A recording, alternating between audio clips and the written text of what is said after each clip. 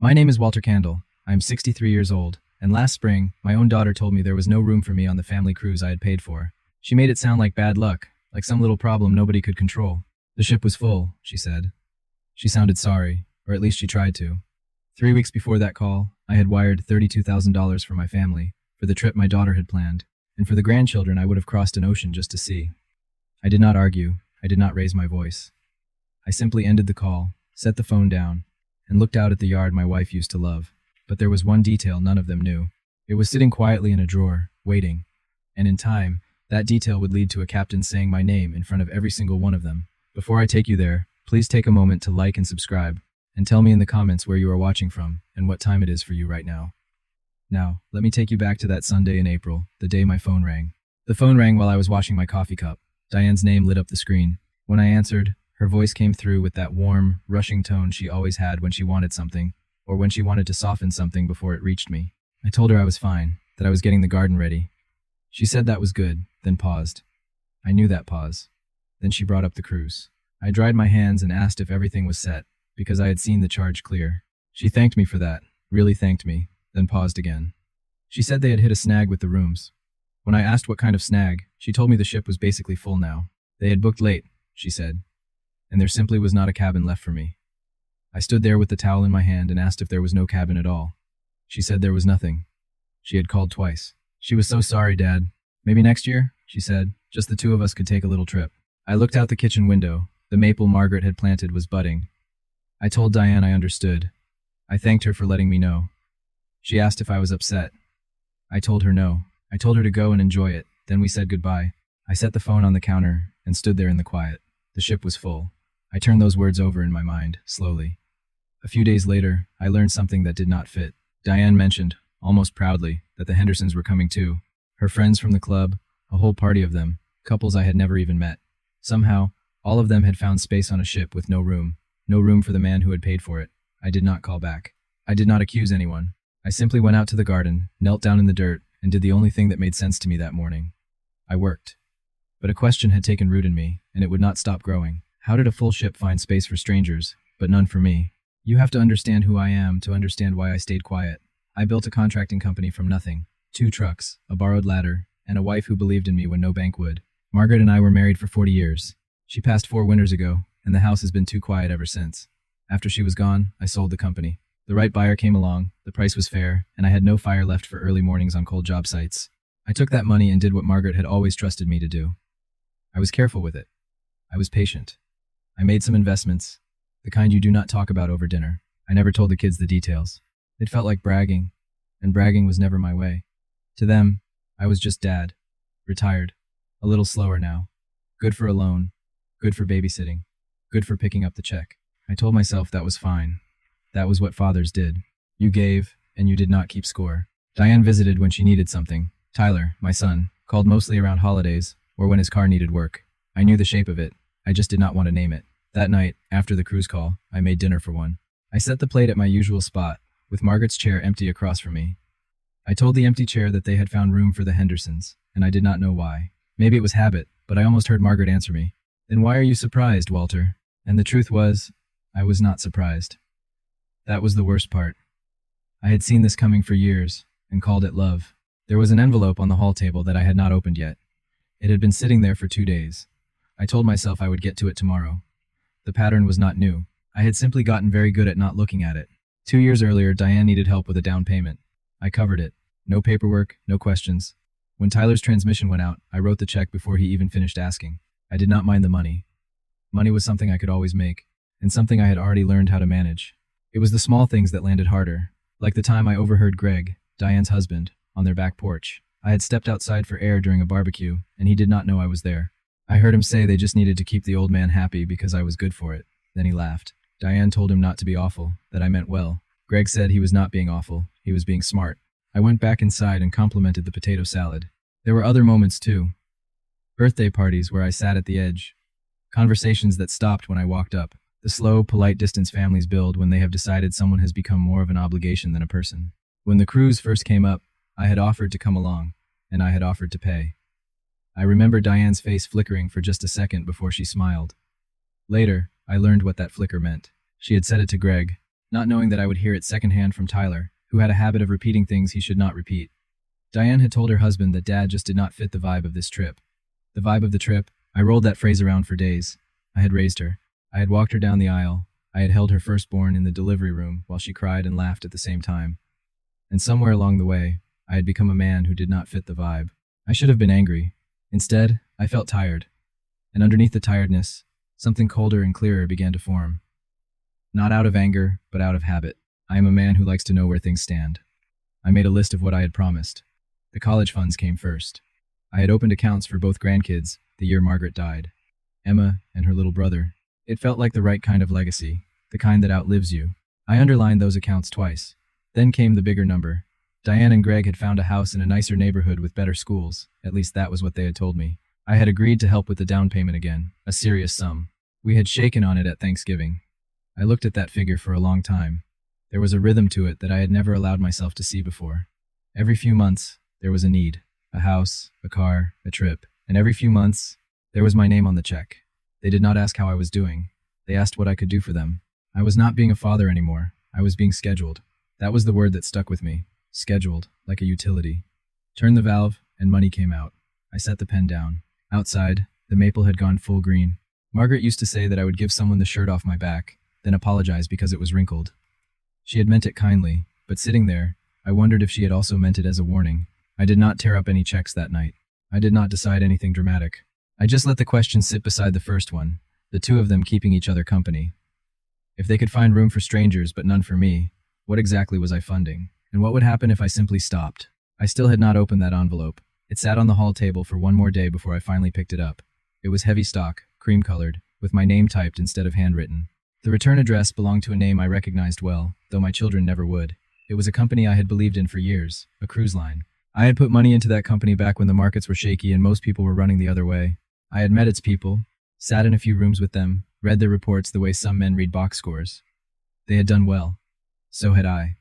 I opened the flap with my thumb. It was an invitation to a reception aboard one of their ships, held during a sailing for a small circle of long-term investors, dinner with the leadership.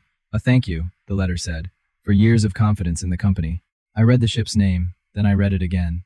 I went to the kitchen, where Diane had texted me the cruise details weeks earlier, before the rooms had mysteriously vanished. I scrolled until I found it. Same ship, same sailing, same week.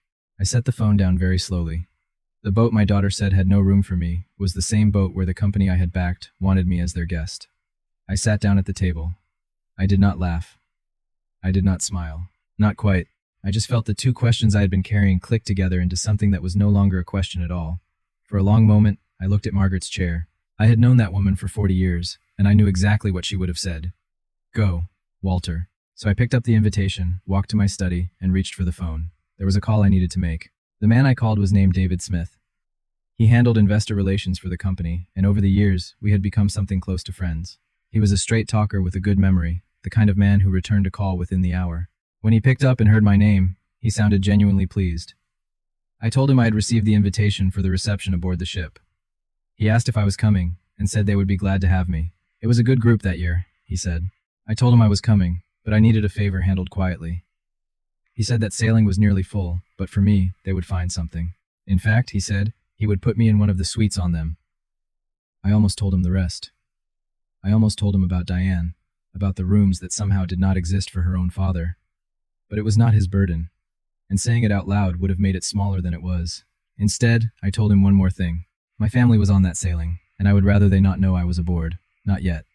David was quiet for a beat. He was smart enough to read the spaces between words. He said he understood, and that there was no need to trouble them. I thanked him. He said he would see me at sea.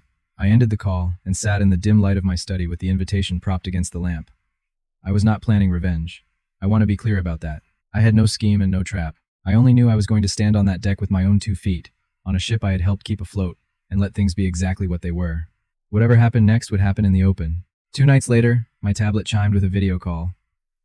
Emma's face filled the screen, all freckles and crooked grin. She was 11, sharp as a tack, and the one person in that family who had never made me feel like a chore. She told me they were going on a boat. I told her I had heard it was a big one. She said it had a water slide and a pizza place open all night. All night, she said, like she had discovered a secret door to the universe. I told her that was dangerous information for a kid to have. She giggled. Then her face shifted, the way children's faces do when a real thought lands on them. She asked why I was not coming. I kept my expression steady and told her there were grown-up reasons. She said her mom told her there was not room. Then she frowned. She said Carol was coming, and the Hendersons were coming, and they were not even family. Out of the mouths of children. Emma had done the math her mother hoped nobody would do. I told her it was all right, and that she should go have fun. I told her to eat pizza for me. She said it would not be the same without me. She said it simply, the way children say true things. She remembered the last time I had done funny voices for the dolphins. I felt something tighten in my chest. I told her I had a feeling we would see each other sooner than she thought. She asked how. I told her grown-up reasons, then winked. She laughed and pressed her face close to the camera. She told me she loved me. I told her I loved her more, and to be good to her brother. The call ended. The screen went dark. I sat there holding the tablet like it still held her face. One person on that boat would be glad I came. That was enough, more than enough.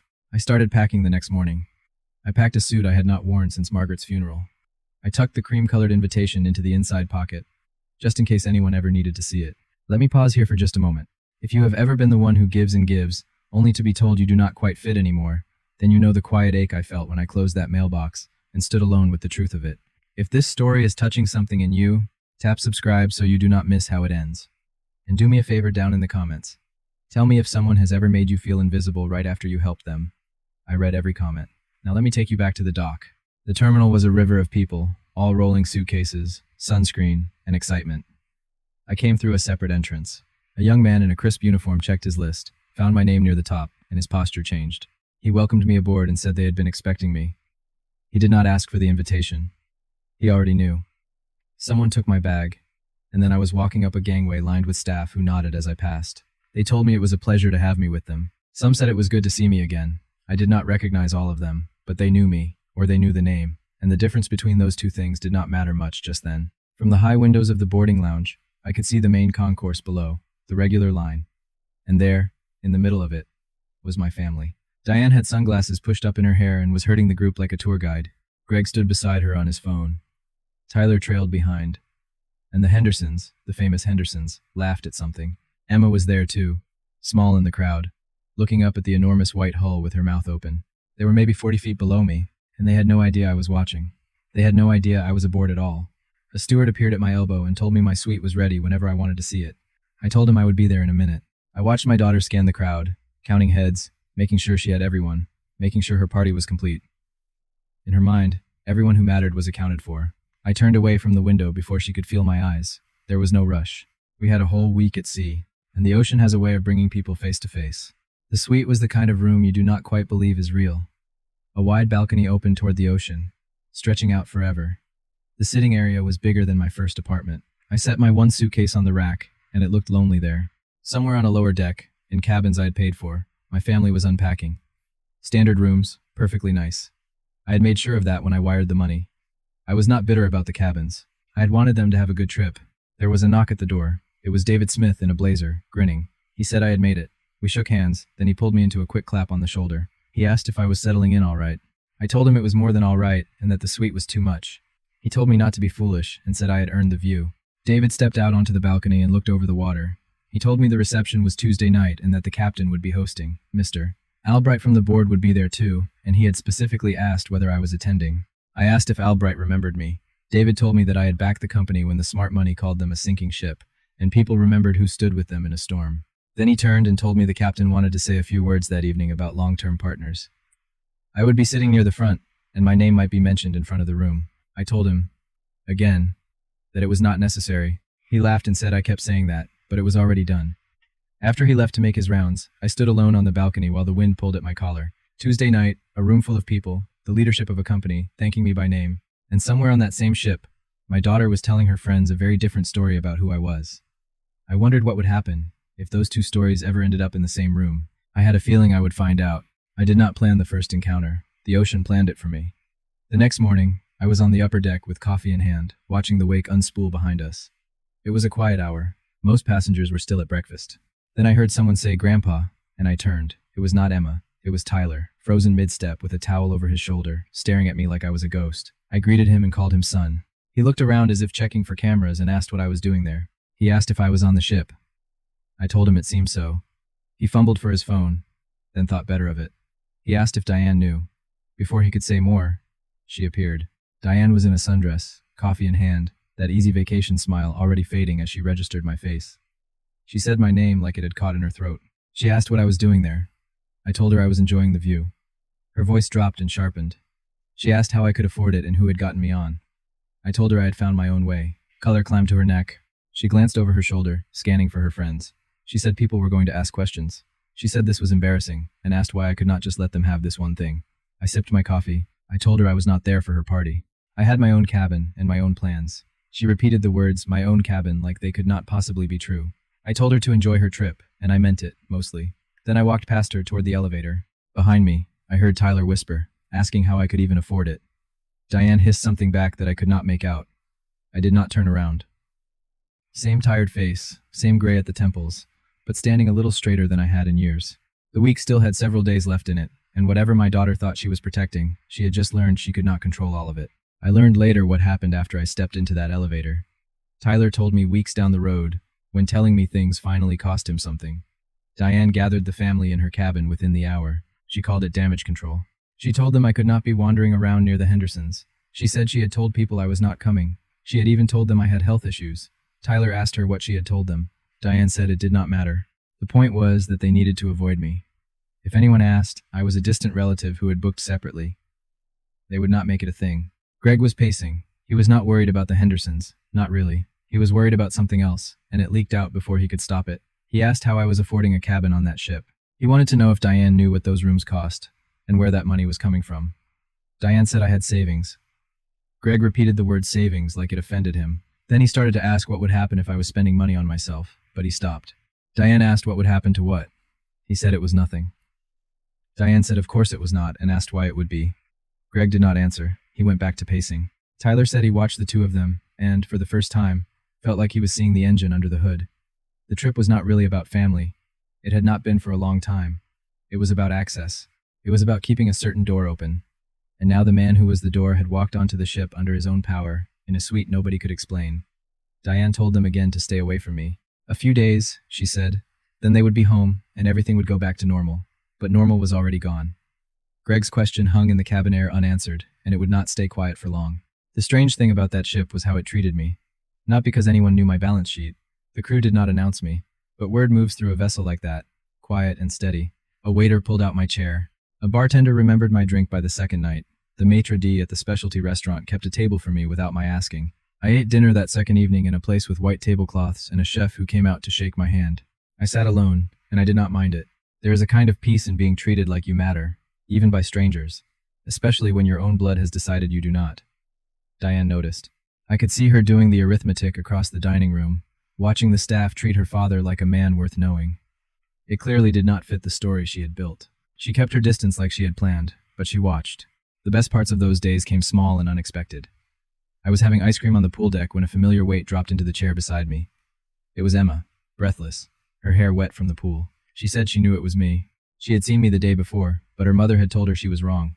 I told her mother had been wrong and asked if she wanted some ice cream. She dug into my bowl without asking, the way only grandchildren can. Then she whispered and asked if I was in trouble, because her mom seemed weird. I told her there was no trouble, and that grown-ups were just complicated. She told me I was not complicated. I was her favorite. I had to look out at the ocean for a second. I told her not to tell her mother she had eaten ice cream with me. Our secret, I said. She grinned and crossed her heart. 2 days until the reception. 2 days until a room full of strangers said out loud what one little girl already knew, that I was someone worth showing up for. The slight came on the third night at the cocktail party. It was a semi-formal thing in one of the lounges open to passengers, and I went because I liked the live piano. I was standing near the bar when Diane's group swept in. The Hendersons were in full plumage. Greg was loud and laughing. I was not going to approach. But a room is a room, and we ended up 6 feet apart. One of the Henderson women noticed me and asked Diane who the distinguished gentleman was. Diane's smile went tight.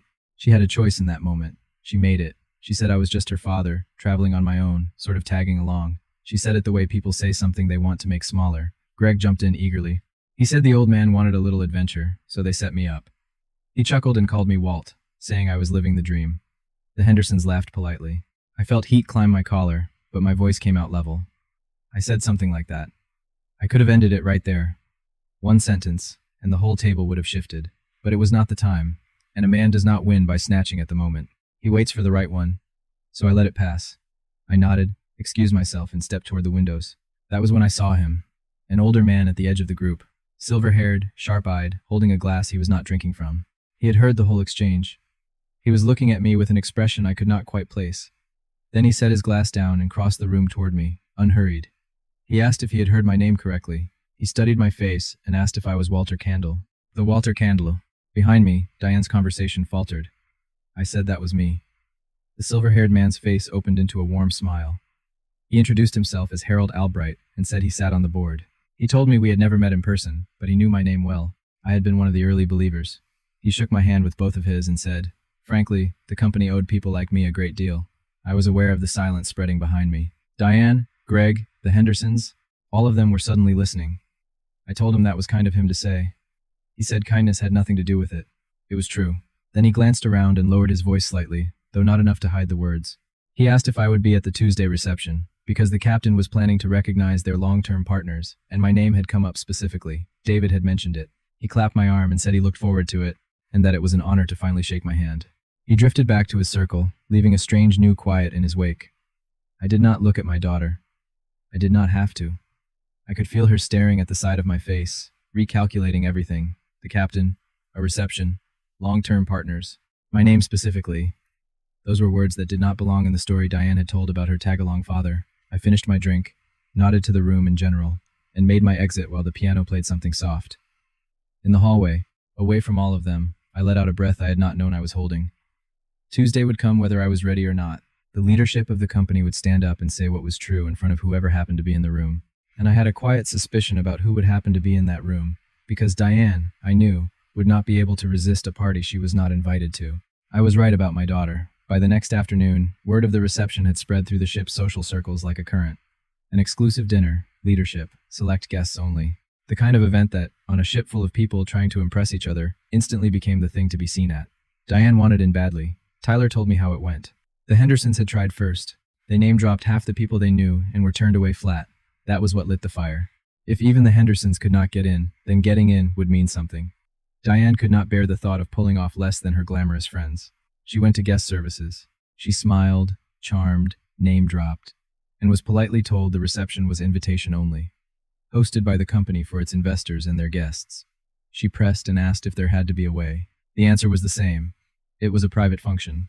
She tried twice more, and each time, she met the same wall. That evening, I got a knock on my suite door. It was David, looking amused. He told me a woman at guest services had been trying everything to get into Tuesday's reception. Pretty determined, he said. Then he paused and told me the last name was Foster. He asked if there was any relation. I felt something settle in my chest, cold and clear. I told him she was my daughter. David's eyebrows lifted, but he did not ask. He was a gentleman. I said slowly that she did not know I was the reason she could not get in, and she did not know I was the reason she could. David waited.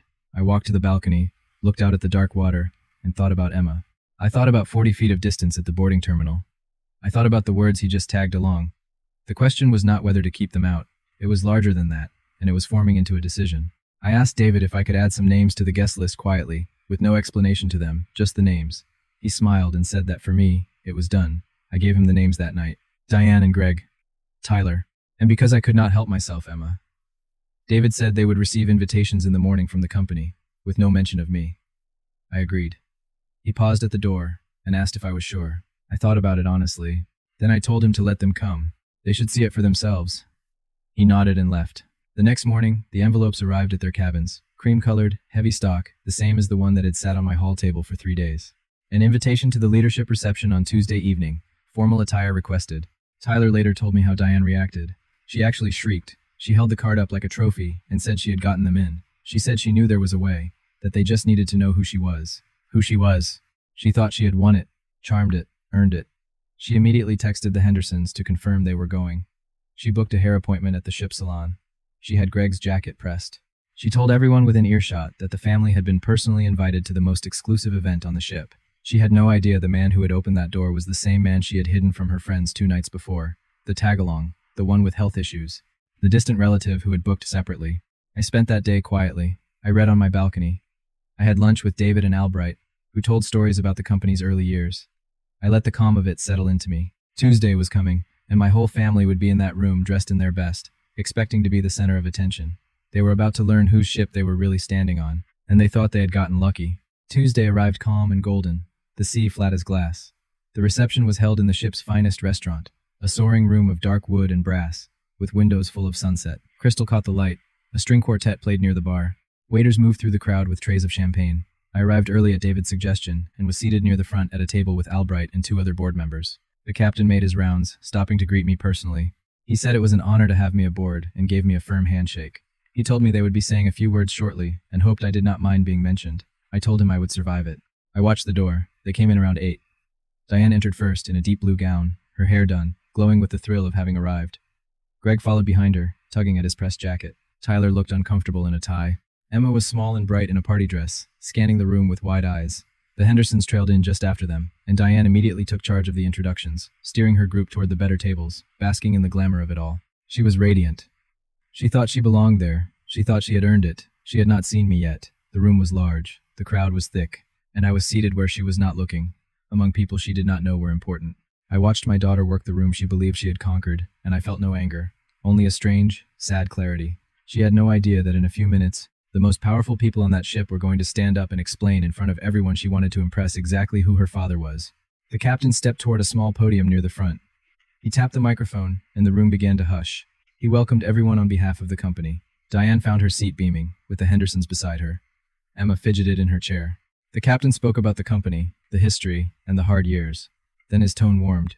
He said that night they wanted to honor the people who had made their recovery possible. Not the headlines, but the believers, the ones who stood with them when it was not easy. He looked toward my table. He said one man in the room had invested in the company when others were walking away. He said that man had never asked for attention, that he had simply believed. Then he said it was his privilege to recognize one of their most dedicated long-term partners. He asked Mr. Walter Candle to stand. For one heartbeat, the room was silent. Then I stood. I heard a glass clink down somewhere. I heard a sharp little gasp that I knew, even across a crowded room, was my daughter's. The applause started, then swelled, then filled the space. People turned to see the man being honored. Albright was on his feet. The captain raised his glass toward me. I looked out at the room and found their table. Diane was frozen, champagne halfway to her lips, her face drained white. Greg had gone rigid, his mouth slightly open. Tyler stared at the floor. And Emma, my Emma, was on her feet, clapping harder than anyone, grinning at me like I had hung the moon. The captain handed me the microphone. The room waited. I kept it simple. I thanked them.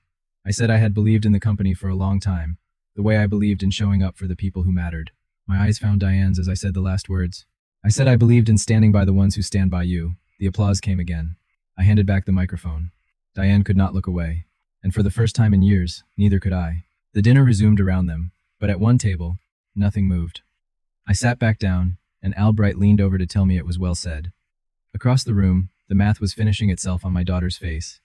I watched it happen in real time. The cabin that had appeared from nowhere, the staff who knew my name, the board member who had crossed a room to shake my hand. And now this. Diane turned to David Smith when he came near the head table to refill glasses. I could not hear her, but Tyler told me later what she asked. She wanted to know how they had gotten invited that night. David, ever the gentleman, did not lie. He told her their names had been added at the request of one of the company's partners. Mr. Candle had asked that they be included. Her father, the tag-along, the distant relative who had booked separately. I had opened the door she had clawed at guest services to get through. One of the Henderson women, the same woman who had called me a distinguished gentleman, turned to Diane with a bright, confused smile. She asked if that was Diane's dad. She said Diane had told them I had just tagged along. Diane opened her mouth, but nothing came out. The woman went on, delighted, saying I was clearly somebody, and asking why Diane had not said so. She said Diane should be proud. Greg had gone a deep, blotchy red. He stared at his plate like it might offer an exit. Because Greg understood something the others did not yet. If Diane's father was a man of real means, a man being honored by the company itself, then the down payment, the help Greg had been counting on, the thing he had been quietly desperate about, depended entirely on a man he had called the old man on a back porch. Diane finally found her voice, and it came out very small. She excused herself, stood, and walked toward the back of the room. Toward me. I set down my napkin and rose to meet her. We stepped into the hallway, away from the lights and the quartet. Diane rounded on me. The shock had already curdled into something sharper. She said I had done it on purpose. She said I had let her beg at guest services and let her look foolish in front of everyone. I told her I had let her in. That was what I had done. She said I had done it to make her look small. I told her no. I had done it to let her see. She asked what she was supposed to see. Her voice climbed. She said I had been hiding money this whole time, that I had played them. I almost laughed. There it was. Even then, even there, she had found a way to make me the one who had done wrong. I told her quietly that I had not hidden anything. She had never asked. She had asked what I could give, but she had never once asked who I was. She told me not to make it about that. I reminded her that she had told people I had health issues. I reminded her that she had said I did not fit the vibe on the trip I had paid for. She stopped. The word paid landed. She said she had been stressed. She said Greg had been impossible and money had been tight. Tight. I caught it. I told Diane I had given her a down payment 6 months earlier and asked where tight had come from. For the first time, she had no answer ready. Her mouth opened and closed. In that small silence, I watched a new fear cross her face. Not fear of me. Fear of a question she had never thought to ask herself. I asked what money had been tight. Whose money? She turned slowly toward the glass, toward Greg, who was watching us from inside with his face the color of ash. She said his name softly, to no one at first. Then she looked back at me and almost whispered, asking what I knew that she did not. I did not answer. Some doors a person has to open herself. She did not wait for morning. She did not wait for privacy. She walked straight back into that glittering room, crossed to her husband, and said it loud enough for the nearest table to hear. She asked what money was tight. Greg stood fast, knocking his chair. He told her not there. She said yes, there. Her hands were shaking. She said her father had just asked her a question she could not answer, so Greg was going to answer it. The Hendersons had gone very still. Albright glanced over. I stayed by the doorway, out of it now. This was hers to do. Greg told Diane to sit down. She asked if there was no house. The words cut through the music. A waiter froze mid-pour. Greg's face collapsed. He lowered his voice, but the room had already leaned in. He said there was going to be a house. He had just needed the down payment for something else. Diane asked what. He said the business, the cards. He was behind. Months behind. Then he swallowed and said the house was a way to ask her father for cash without making it look like begging. I watched my daughter's whole world tilt on its axis in front of 100 strangers. She said he had used her. She said he had made her push her own father. She said he had made her leave me off the ship. Her voice broke as she said she had lied to her family for his debts. Greg told her to keep her voice down. She said no. She stepped back from him and said she did not think she would. One of the Henderson women reached for her purse, suddenly very interested in leaving. The glamorous evening Diane had fought so hard to enter had just become the worst night of her life in front of every person she had wanted to impress. And I, the tag-along, the old man, the one with no room, stood at the door and watched the truth do what truth does. The room did not go back to its dinner. Word of a thing like that moves fast in a closed space. By the time Greg pushed past the tables and out the far doors, half the reception had heard some version of it. The Henderson party was already gathering coats, the way people do when they want to be anywhere but where they are. Mrs. Henderson stopped beside me on her way out, the same woman who had called me a distinguished gentleman. She called me Mr. Candle, and there was something careful in her voice now. She said she owed me an apology. They had been told things, but then she stopped herself and said it did not matter what they had been told. She glanced at Diane, then away. She said it was good to meet me properly. The glittering crowd Diane had spent a week performing for filed out, and not one of them looked at her on the way. Albright came over instead. He shook my hand again, warm and unbothered, like the scene had only confirmed something he already knew. He said family was complicated, then he told me I'd handled myself well, and that I always had. That was the part that undid Diane, I think. Not the shouting, not Greg. It was watching the most important people in that room walk past her to stand with her father. She sank into a chair alone at a table set for 8, surrounded by full glasses no one would finish. I could have left her there. Part of me, the tired part, wanted to. Instead, I crossed the room, pulled out the chair beside her, and sat down. She looked at me stunned, like she had expected me to be the one to walk away too. I told her to come on. Not there. We would talk somewhere without 100 ears. Later, in my suite, Diane sat on the sofa with her shoes off and her makeup ruined. The fight had gone out of her. What was left looked like my little girl again. She told me she was so sorry. For all of it. She said she did not even know where to start. I told her to start with the truth, because she had had enough of the other thing that night. She gave a wet, broken laugh. I poured her a glass of water and sat across from her. Then I told her where I stood, and I told her I wanted her to hear it clearly, because I was only going to say it once. She nodded. I told her the down payment was gone. Not because I was punishing her, but because there was no house, and I would not pour money into Greg's hole. He had to face what he had built. So did she, if she stayed. She said she understood. I told her the college funds would stay, both of them fully funded and untouched. My voice softened when I said the children were innocent. Those accounts were never about her. Her hand went to her mouth. Then I told her the open checkbook was closed, for good. Not in anger, but in self-respect. I leaned forward and told her that from now on, if she needed help, she would ask me honestly, as a daughter. She would not schedule me like a utility, and I would decide like a father, not a bank. And if I said no, then she would still have a father who loved her, and a wallet that had finally learned how to say no, both at once. That was the deal. She was quiet for a long time. Then she whispered that I should have said no years ago. I told her I knew. I looked toward where Margaret's empty chair would have been if we had been home, the way I always do. I told Diane that was the part I had to live with. She reached across and took my hand. It was the first time in years she had reached for me, and not for what I could give. Tyler found me the next morning at the rail, where all of this had begun. He did not ease into it. He told me he had known there was a room. He had known Diane simply did not want me there, and he had said nothing. I asked him why not. He said that if he made noise, he would be next, the one who did not fit. He gripped the rail and said he had taken my money for years, and had never once asked what it cost me. He had just taken it. I told him I knew. He said watching me stand up the night before, with everyone clapping, had made him feel sick because he had treated me like I was nothing. I let that sit. Then I told him I was not going to soften it for him. Silence has a price, too. He had stayed quiet to protect his own comfort, and his sister had left me off a ship while he watched. The shame he felt the night before was the bill coming due. He flinched, but he did not look away. Good. So I told him what he was going to do, not for me, but for himself.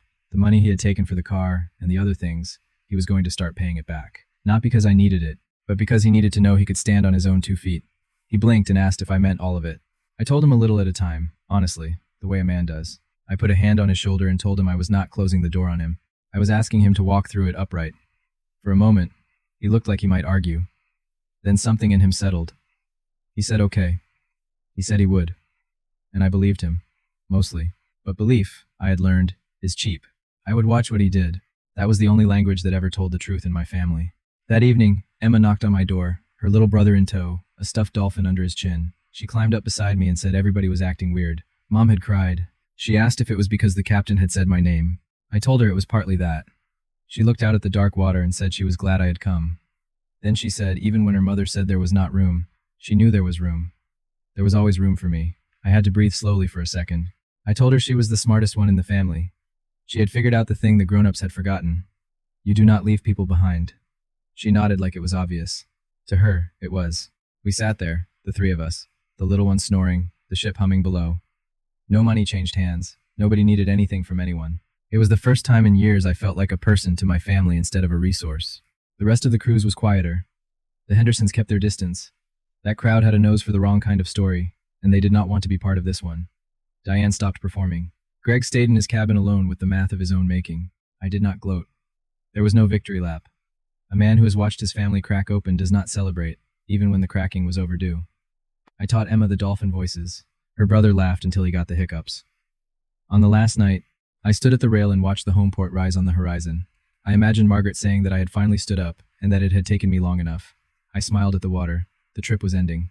But something I had been afraid of for 4 lonely years was starting. A family built on honesty instead of need. I did not know if it would hold, but for the first time, it had a chance. Home was quiet the way it always is now, but I was different. Something that had been bent inside me for years had straightened out at sea. The fallout came in plain numbers, the way real things do. Greg and Diane separated within the month. Without the down payment to plug his hole, his debts surfaced one by one. He moved into a rental across town. Diane took a job at a title company, her first job in 12 years, and started rebuilding on her own feet. It was hard, but it was hers. I did not rescue her. That was the whole point. I helped with the kids. I helped with groceries when she let me. I showed up. But the rescuing days were over, and she never once asked for them back. Tyler sent his first payment 6 weeks later. It was small, and it was on time. He has sent one every month since. I keep them in a drawer, uncashed. He does not know that. One day, I will give them back to him when he has stood long enough to deserve the surprise. Then, in early fall, a letter came. It was handwritten in Diane's looping script. I braced myself out of habit. A handwritten letter from one of my children usually meant a careful build-up to a request, but it was not a request.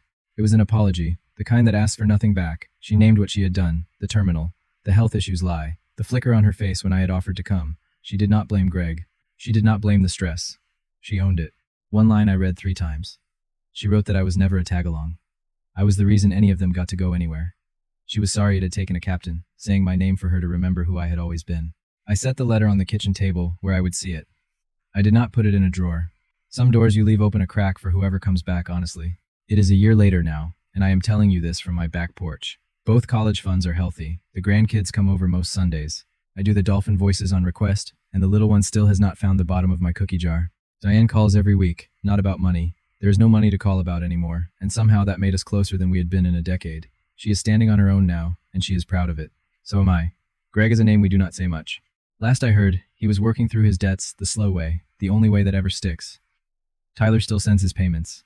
He still does not know they are waiting in a drawer for him. I never did get angry, not the way the story might have gone. I did not need to. I simply stopped funding a version of my family that was costing me my dignity, and I started showing up for the version worth having. On the table beside me is a photo of Margaret. I look at it a lot. I think she would be proud, not of the money, or the captain, or the applause. She would be proud of the man who finally stood up on that deck and remembered his own worth. Here's what I learned at 63, later than I should have. Respect is not something you can buy. It is not something you earn by giving until there is nothing left.